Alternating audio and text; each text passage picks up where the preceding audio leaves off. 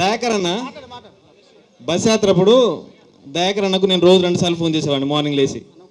అన్న నా ఫోన్ ఎత్తేవాడు, ఏం తమ్ముడు ఇట్లా చేద్దాం అనుకుంటున్నాను. ఇవాళ మార్నింగే ఫోన్ చేశాను నేను, అన్న లైబ్రరీ కంటే వస్తున్నారంటే కనీసం ఫోన్ కూడా ఎత్తలేదు నా ఫోను.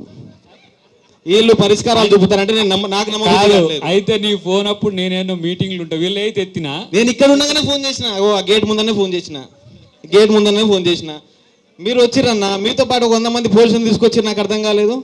నేనైతే వాళ్ళని రమ్మని మిమ్మల్ని కొడుతున్నాం మేము, మిమ్మల్ని కొడుతున్నావా? నేనే వాళ్ళని చూసి పరేషాన్.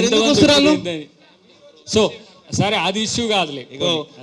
మీరు జోకాలంటే జోకండి బాబు. దయాకర్ అన్నో కాంగ్రెస్ పార్టీ జోకండి, మాకు అవసరం లేదు. మేము కాంగ్రెస్ పార్టీ కోసం గట్టి కష్టపడిన వాళ్ళే.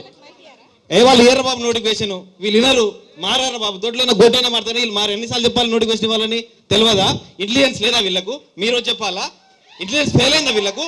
కనీసం ఇంటెలిజెన్స్ లేదా వీళ్ళకు? సిగ్గుండాలి మాట మాట్లాడడానికి, త్వరలో చెప్పుకోవడానికి.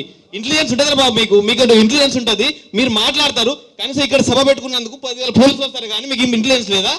అంత అబద్ధాలు, డ్రామాలు. వీడికి వస్తే రాజకీయ నాయకులు ఇక్కడ వీళ్ళు మంత్రి పదవి దొరుకుతుంది, ఎవరైతే రాజకీయ నిరుద్యోగులు ఉన్నో వాళ్ళకు పదవులు వస్తాయి, అంతే తప్ప ఇక్కడ లేదు.